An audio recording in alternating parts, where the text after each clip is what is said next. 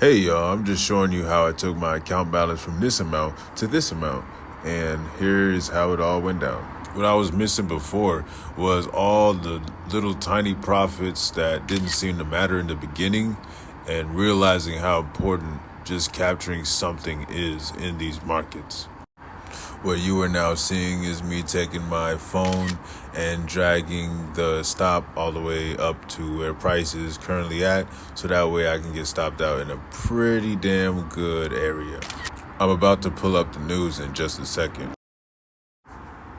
So durable goods month to month came back better than expected, and that was part of the reason why I took the trade. Mainly, I was looking at the levels that looked pretty attractive to me and took a chance on those. And right now at this time, I was pretty much marking up a zone that I might have missed early on in the morning. Now I'm gonna go ahead to the next part. This trade was pretty much taking the opposite of the momentum. Not trying to say that, oh, it's going to go the opposite the whole day. It ended up doing that, but my whole thing was just let me try to trade the waves. Like when there's momentum going on the seller side, I take that. When there's momentum going on the buyer side, I take that. Pretty much like that. And also, I am a scalper again. I was pretty much doing intraday and I was working well.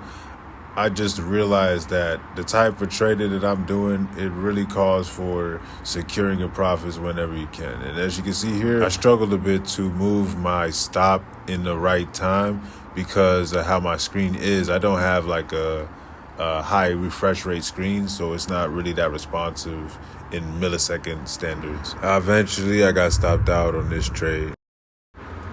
I went down to a lower time frame on Dow. I changed it back to the 5. So on this trade, I guess, yeah, and that was that. That was the end of that story, I guess. The difference in my mental now versus then is I would try to have the loser run back into profit and then try to close in that tiny bit of profit versus closing the loss altogether and just looking for another trade. I'm back on Nasdaq with this one. What I was doing was setting a whole bunch of limits so that way it can maybe hit it so I could catch the sell all the way down. But that's not how it panned out. You're about to see how. What I'm doing here is I'm setting brackets for the order and stuff. So now I can at least get somewhere in the sell as it's taking place. While it's making a decision, I went back to Nasdaq to check on to see how it's doing. And yes, I am moving my stop in the profit. And now I'm moving it further in. But now I got to work on moving it back up.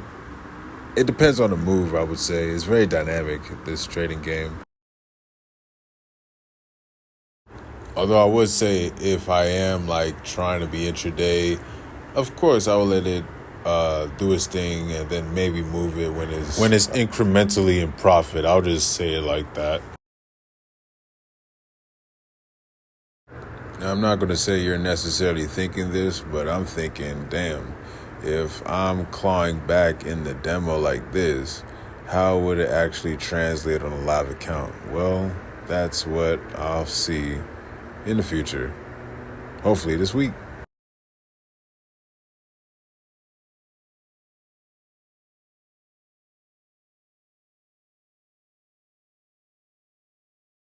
What I will say is that if you're a scalper, why act intraday? If you're swinging, why act scalper?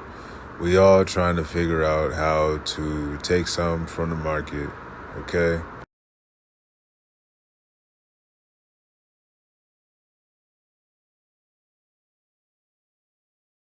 At the end of this run, I just started checking my account history for this paper trade. I did put in $1.50 for commissions per side. For some of these, it didn't activate. I don't know why, but I was just scrolling through my account history, seeing how well I did, how bad I did, indifferent I did, all that good stuff.